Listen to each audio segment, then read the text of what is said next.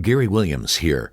Some friends of mine are making a difference in the community, and one of the ways they're doing that is helping to sponsor this podcast.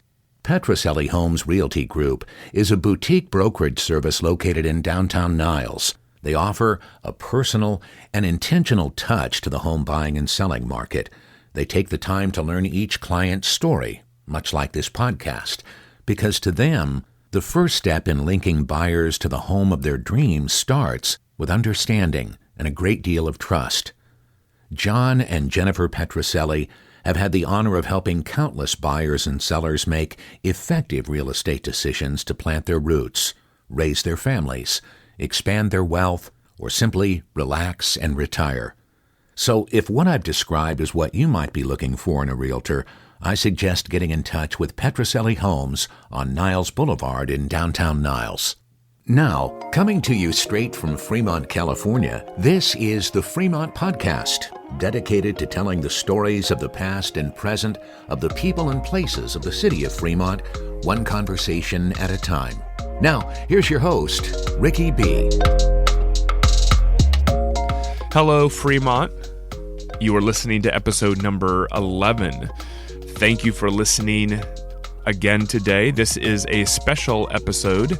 Typically, we post our episodes on Wednesdays, and we try to have them ready for you in the middle of every week. But this week, we're posting a special episode on this Friday because we have a special event to talk about with you that's going on this weekend that you will not want to miss. This Sunday, March 13th, there will be actually two special events that you'll want to be made aware of. One of those events I already talked about on the previous episode, that the Flying A is hosting their Classic Cars and Coffee at 7 in the morning downtown Niles. Well, right across the street from the Flying A, kitty corner to the Flying A, is a little shop called Diamond in the Rust.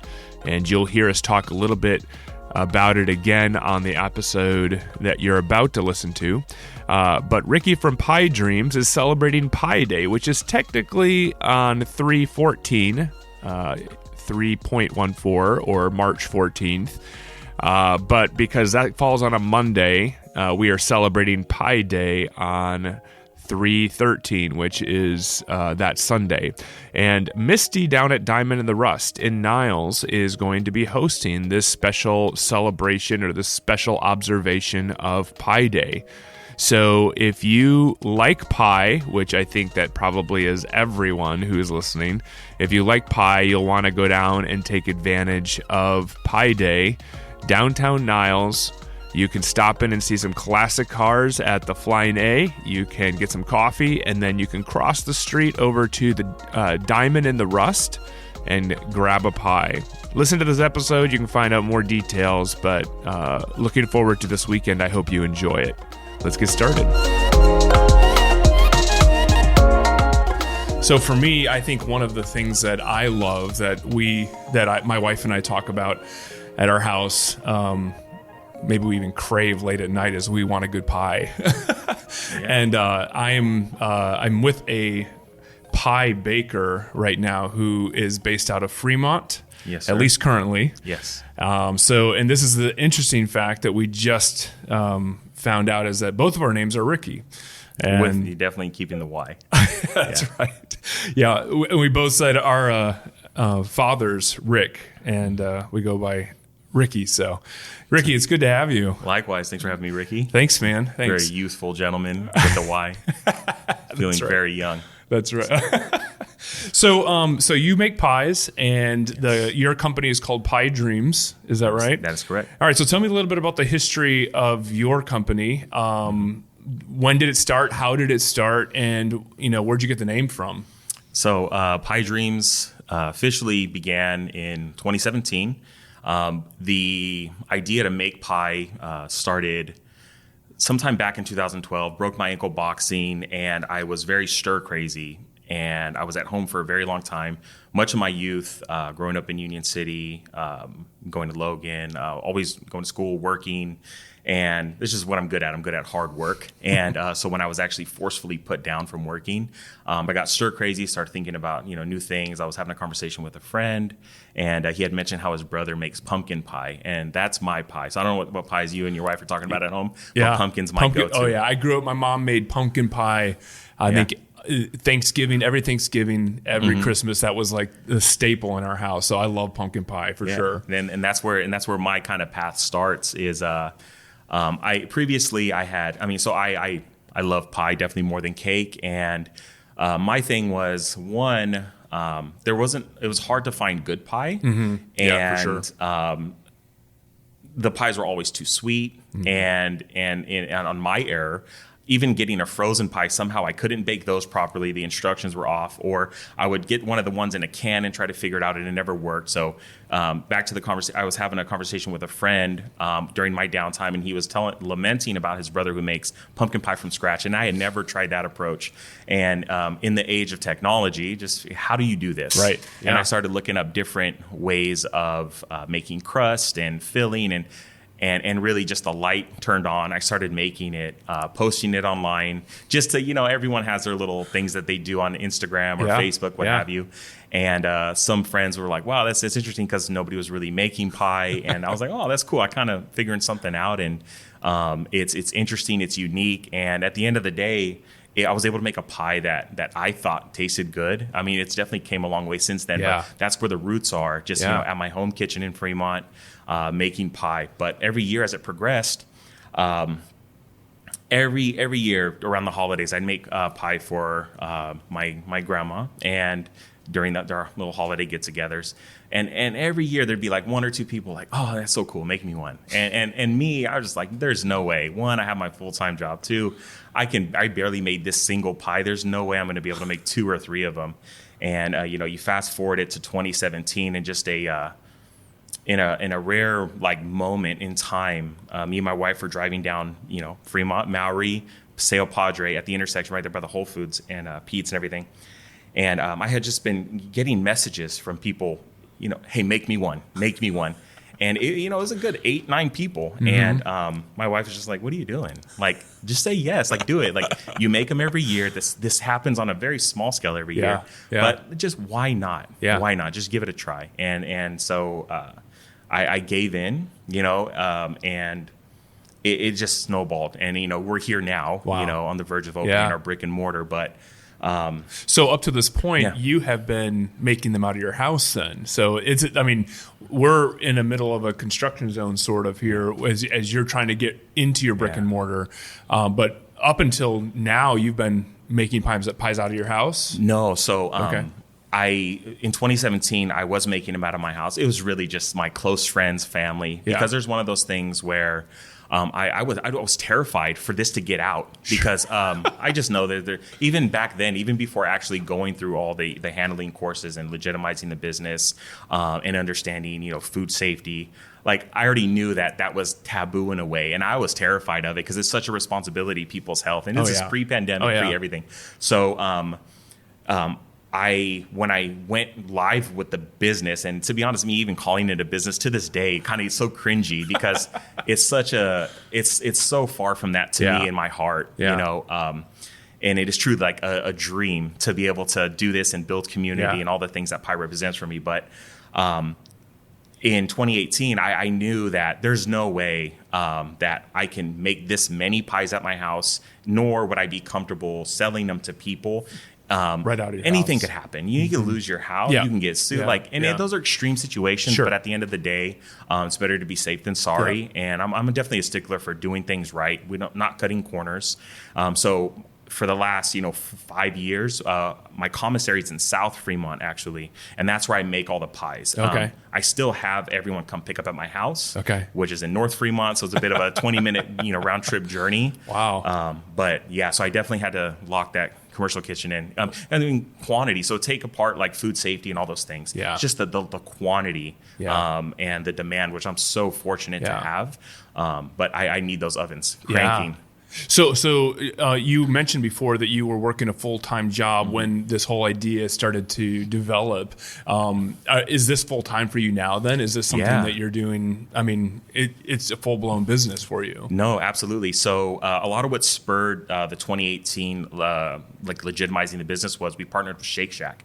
When Shake Shack was coming to the Bay Area, they had reached out because I had just started my Yelp and things were falling in place. I had my brother and my cousin help me get the business rolling in, with all the permits we needed and locking in the commissary. And they required a lot of those things as well. So I was, let's just go ahead and do it. The demand's growing locally, and Shake Shack's coming to town. Like Shake Shack is such a cool community-based company. I love partnering with companies like that. And that's how that kind of just played out. Full-time started for me in 2019, just right in November, because the holidays at my other job were super busy. And I, for the longest time, I had a deal with them. Like, I'll give you 100% here, but, I'll get off and somehow squeeze another 110 for Pie Dreams. Wow. And there was just a riff there. And they're like, no, we kind of need you 110 here. And it was one of those pivotal moments of, what are you going to do? And do you believe in yourself and what you're doing?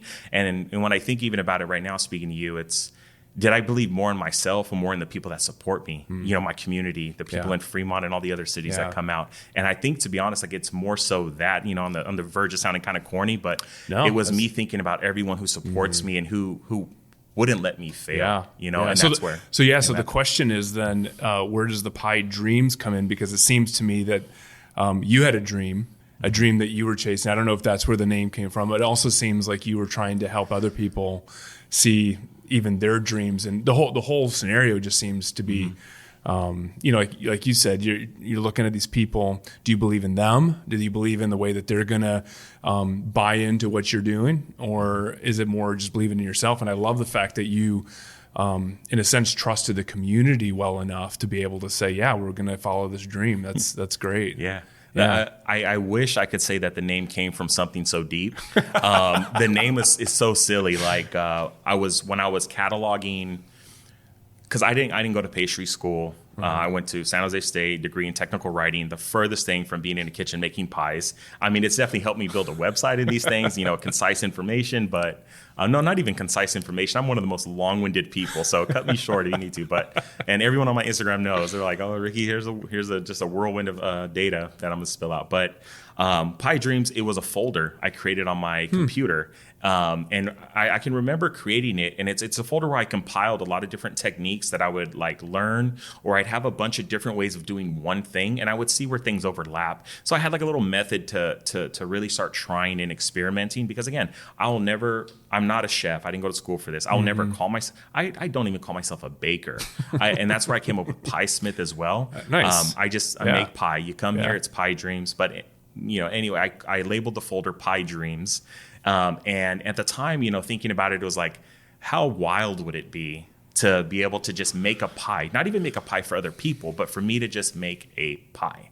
And when I was thinking of a name for my little fledgling business that was starting, even my wife was like, "It's just Pie Dreams," because she knew about this folder. Sure. She was like, and it had a Z on it because it was so silly to me. Like it was DREAMZ, but it really meant nothing more than that. But as I started to build this business, I'll call it business again, it meant so much more. I started to think about the dream of being able to bring people together, the dream of what I would like the environment around me to be. And pie is like, and I could be bleeding into maybe a question you have, but like pie to me is that bridge. It's the community. It's something that is very special, and it's not even unique. Because every culture has it. When I think that's what makes it awesome. Yeah. Everywhere in the world has a version of a pie, and pie is traditional.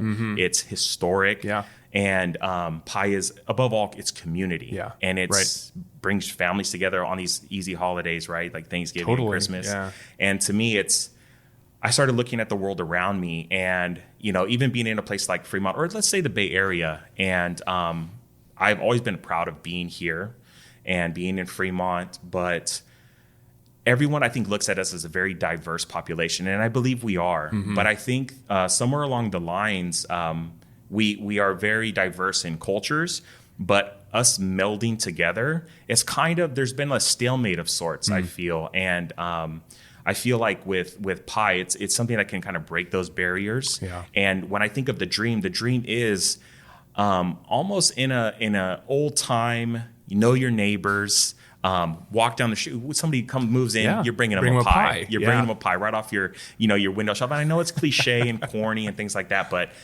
imagine a world where it could be as easy as pie. Right, which is very ironic because pie is not easy, but that's the whole saying, and that's truly the dream of what I'd like to try to accomplish. Is it literally a pie at a time? Yeah, that's amazing, man. I love it, man.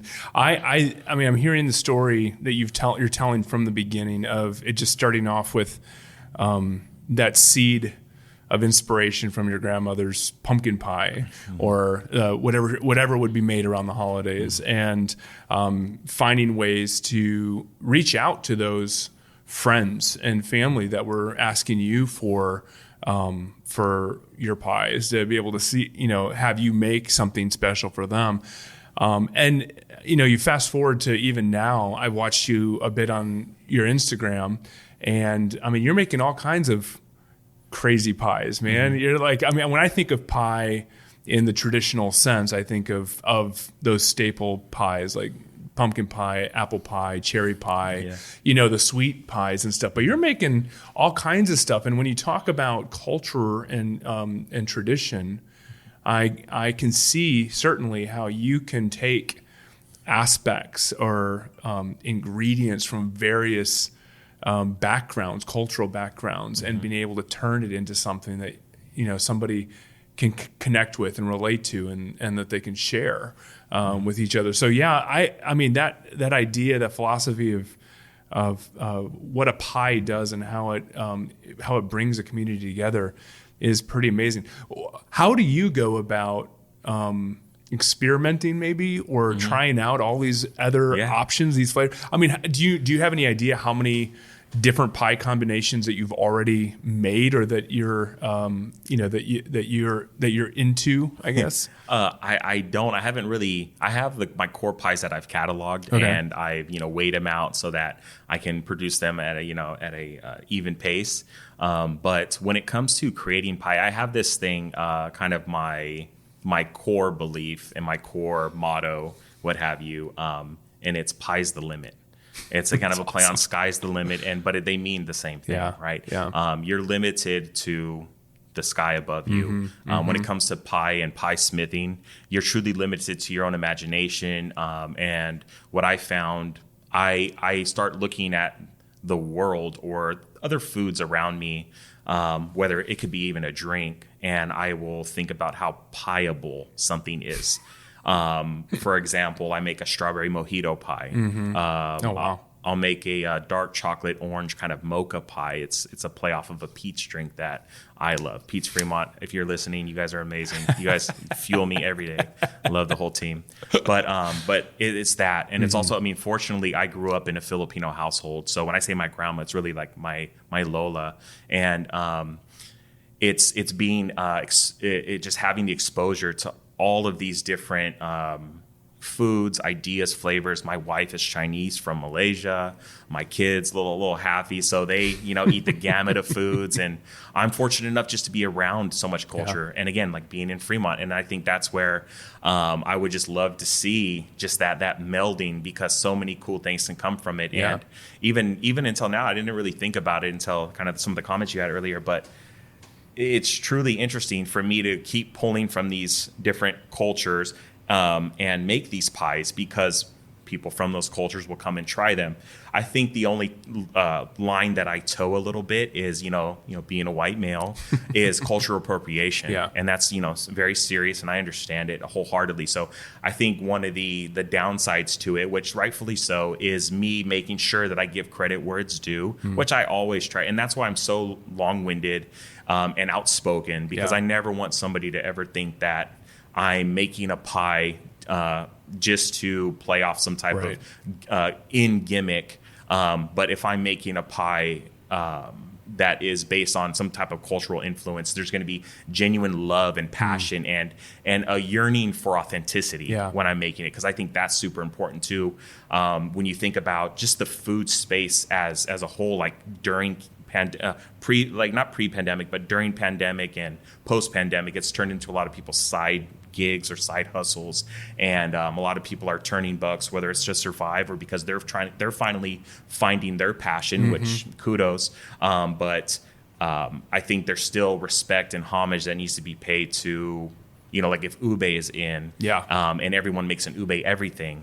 I think there's definitely a part where, especially if you're not Filipino, like there's that genuine, it's, at least for me, when I'm looking at other creators, it's like, what is the intention behind your creation? If you're just riding the wave, like, cool, that's just not me. Right. So I'm definitely always looking for those influences. I'm always trying different foods, new places, and truly, how pieable is something. And not everything works, but I think there's a lot more that works than doesn't work, if that even makes sense. Like, totally. You can probably throw ingredients at me and there's a way to make a pie out of it. And pie is so versatile. And like I said, it spans all cultures, it spans history, and it is almost unstoppable in a sense. And it's just limited to you and your ability to craft with it. That's awesome. Is there any particular pie combination or anything that you've experimented with that has surprised you, or that you just remember putting this together and saying, I'm going to give this a whirl and hope something comes out of it, and then you were surprised by how great it was? And it's why I mentioned this. It's the strawberry mojito pie, I think. Okay. Yeah. That pie is probably one of my favorites. And that's really just being out in I think we were in Cabo, and you got the all-inclusive resort, and just like, let me get a mojito. And then I came back home and I tried to make it, and I shelved it because it just didn't work. And eventually I came back to it. I figured it out. That pie is definitely at the top of that list. And even I make a pie off of a boba guy's drink, strawberry matcha.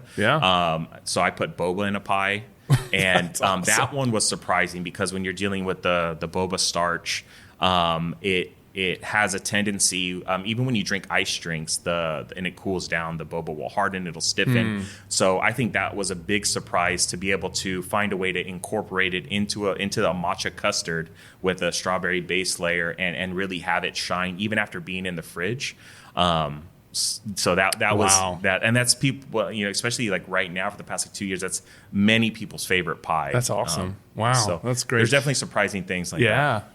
And you're also making, I think, I can't remember if you mentioned one of these, but you're also making a lot of savory pies as well. So, and I think that that's something that connects with a lot of people as well, being able to take a meal and somehow craft it into, one bite, that sort of thing. That's great. So I think it's not a sad thing because you're not going too far. As I say, the sad thing is this pie dream that birthed in Fremont is now moving across the border into Newark. So you're not too far away. But one of the things that you were mentioning earlier is that with the kind of the model of business that you've already pursued, maybe not pursued, but just kind of fell into, you're making pies for people all over the place. Like how far do you feel like your customer base is around the Bay Area?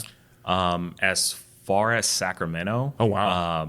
So as far northeast of Sacramento, I definitely have people that come from San Francisco often, and a lot of people come up from the South Bay. Okay.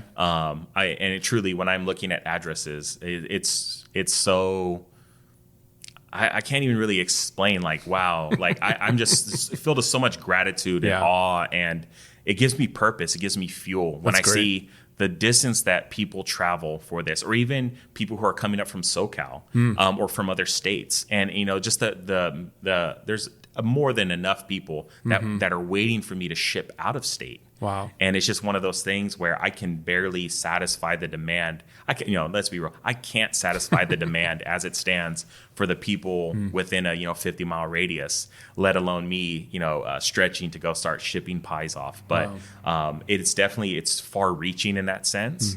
And every time I get somebody who travels and to have them travel and show up at the door, they have everyone message me. So there's one person at the table at a time, and it's just exciting. Like, hey, good morning! Exclamation! I'm here for my order. I can't wait. Here's my order number. And just seeing that, and then I pull up the order, and I'm like Sacramento, like Roseville, or Livermore, Danville. Wow, that's awesome. Yeah, I mean, don't anybody who lives close to me. I love when you show up as well, but it's just that extra bit of going out of your way to make your Sunday, because I do pie Sundays, to be part of my Sunday pie dreams. Yeah, it's a very fulfilling, rewarding, and like I said, it just gives me fuel and purpose. Wow, I love it. Well, I know that, like I said at the beginning, we love a good pie, and it's often that we've mentioned that in our own home, we need a pie. Where can we get a good one? So, I mean, Pie Dreams is right here out of Fremont. And like I mentioned, your new location is going to be just across the border into Newark. Yes. Not too far away. But what are some of the ways that people can find you? So like if they were interested in hearing more about what you have to offer, what pies are available, placing an order, I found you through Instagram. So I think it's pie.dreams is your handle. Very active on Instagram, which I think is great. Yeah. How else can people find out about your pies, and how can they get in on the opportunity? So all details, Instagram first. 2017, it's always been there. It'll always be kind of the roots of everything we do, even when we open our shop. Pie.dreams on Instagram, and my website. All ordering goes through my website, which I'll also have, because I'll post things to my Instagram stories. It'll go away, but I have a kind of a what's happening this month page on my website. It's just piedreamsco.com. You can go there. My shop page, it'll tell you what's available. Usually I'll announce all that on Instagram first, but I'll also have dates on my homepage. And for now, at least until the brick and mortar opens, that's going to be the way I do pie. I don't really take custom orders. Okay. I have flavors per week, usually one savory, one sweet. And we go from there as far as what sizes. Sometimes I'll do hand pies. And again, pie is so versatile. The crust is so versatile. So it's really a kind of surprise. And it's also, especially with like supply chain things right now, like some of the things I would normally be doing, I'm kind of, flip-flopping on things to just get what I can. But I announce all that stuff. Yeah. But Instagram truly is the That's tried the place and true to way. find you. You get the quickest information there. Everything posts there first, and then it trickles over to my website. Release dates, times, stuff like that. Man, you are inspiring, and your story is really inspiring. I love it, and I'm glad that we got to do this interview. This might be a real deep question to end with, but if you were to think of your business and what success looks like through what you're doing in our community, maybe in a quick nutshell, maybe you take some of the things you already drawn from, but what would that be to you? What does success look like for you as a pie smith? Success to me is just giving back and helping build the community around me. Yeah. And that's, stuff I'm already trying to do. Yeah. Through fundraising, helping fundraise, like even schools that my kids don't even go to. I try to do stuff like that. And once I'm able to I want everyone to have pie. Once I'm able to satisfy, like I don't like selling out. It's a very bittersweet feeling for me. I've said it 1,000 times. If I could still have a few pies left over, that means I took care of everyone who came through. Wow. To me, that's success. Yeah. Success is having that extra, whether it's monetary or physical inventory, and being able to hand that out to somebody who needs it more than somebody else, or being able to take some of those dividends and help, our teachers, people who are truly molding and constructing our future generations, the kids that are going to grow up to, more or less take care of us. And I'm all about that. Oh, that's great, man. That's success for sure. Well, Ricky, you're inspiring, man. I'm excited that we got to do this, and thank you for following your vision, your dream, and making pies for our community. Thanks for that. No, thanks for being here. Everybody, thank you for being here. Truly, I'm nothing without you sitting across from me, Yeah. without everybody showing up on Sundays. Yeah. I give all that to everybody. That's great. I'm nothing without it. Awesome. That's great. Well, thanks so much. Thank you, everyone. Thank you, Ricky. All right. One last thing before we go. We got Pi Day coming up. 314, 3.14. All right. Yeah. Pie. Yeah. And I don't know the rest of the numbers, so I make pi. Okay. I'm not Albert Einstein or a mathematician, but I'm going to be in Niles, one of my favorite districts of Fremont. Oh, yeah. And with one of my favorite businesses and people, Misty at Diamond in the Rust. I haven't set hours yet. I will be announcing everything on my Instagram, but I will have mini pies. I'll have hand pies.